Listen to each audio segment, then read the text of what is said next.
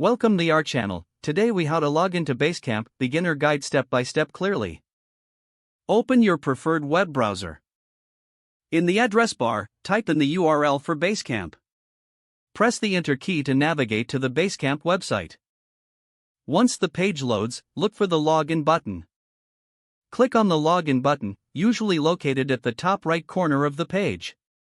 You will be directed to the login page. Enter your email address in the designated field.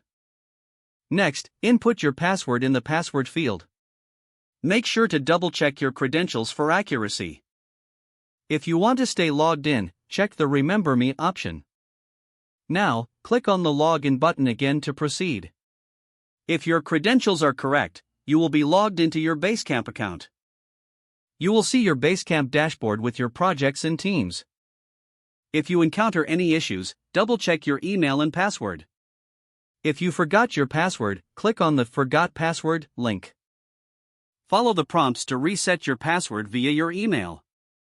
Once logged in successfully, explore your projects and features. Take some time to familiarize yourself with the layout and options available. You are now ready to use Basecamp effectively. If the page does not load, refresh the browser or try again in a private or incognito window.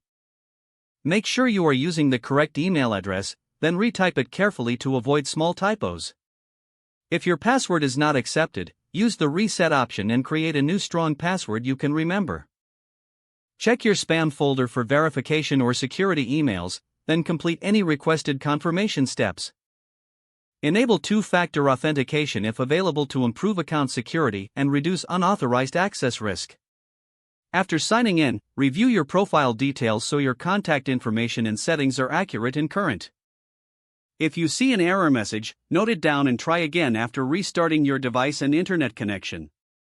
Log out when you finish, especially on shared devices, to keep your account and payment information secure.